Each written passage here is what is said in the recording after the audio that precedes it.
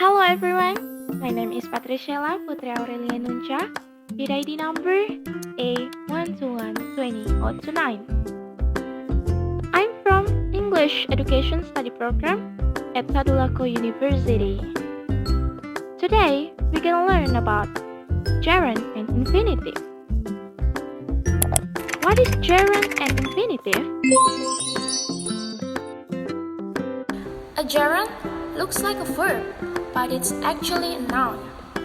It's formed by adding ing to the end of the past form, the verb. So, a gerund is the past form with ing. Listen. Listening to music makes me happy. But the infinitive is the past form of the verb. The to infinitive, which is the verb with to. To listen. I prefer not to listen to music when I'm working. And there are so many verbs in English that can be followed either by a gerund or the to infinitive. Sometimes the use of gerund and infinitive can also replace each other. But apparently, there are some differences between gerund and infinitive that we need to understand. Example of a gerund: swimming is my hobby.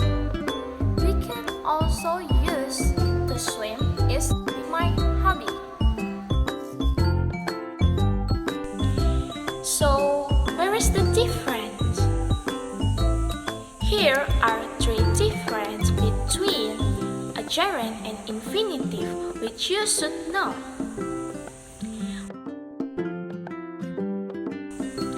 For a gerund, the first is a gerund is positioned as the subject. When here is, for example, playing guitar is my hobby. Playing here as the subject. So can we change it to play guitar is my hobby? Yes, we can.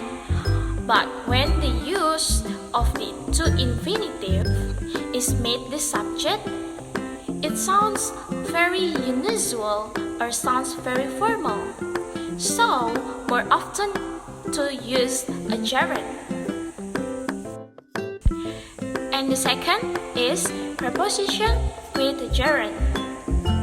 Usually, the preposition is always followed by a gerund, unless there is except and but word. Because usually the words except and but can be used for the infinitive, but overall, preposition can be followed by a gerund. Example, we arrive in Palu after driving all night. Here there is the word after, where after is a preposition and not a conjunction because it is not equivalent. After a preposition, it will always be followed by a gerund. And the third is verb with a gerund. A gerund has a certain verb that only a gerund can follow. Some of these words are advise, avoid, enjoy, and many others. For example, they avoid going to zoo. Because avoid is a special verb that must only be followed by the gerund, here must add the verb ing. Now, let's move on to the infinitive. The first is adjective with infinitive. Usually, if there is an adjective, it will usually be followed by an infinitive. Example, I'm interested in learning English. Interested here is adjective. This is called the to infinitive. It is followed by an infinitive like I'm interested in learning English. Second is noun with infinitive. Nouns can also be used. After the noun can be followed by to infinitive as well. Example, my brother asked me to buy some food. What are the conditions that we must do when in one sentence that main verb is the main verb? Here is ask me. After verb 1 followed by any noun or pronoun, the most important thing is an object. After the first verb is followed by an object in the form of a noun or pronoun, usually here there will be a to infinitive, namely to buy, if we look at the example above.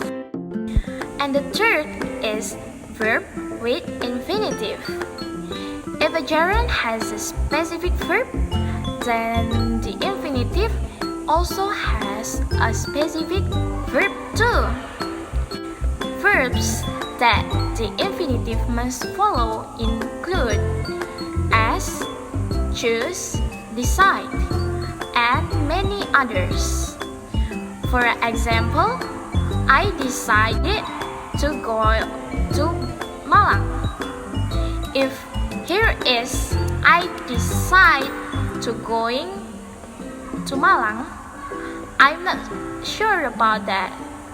So this will always be followed by to go to Malang. So, this is my video about gerund and infinitive. Thank you for watching.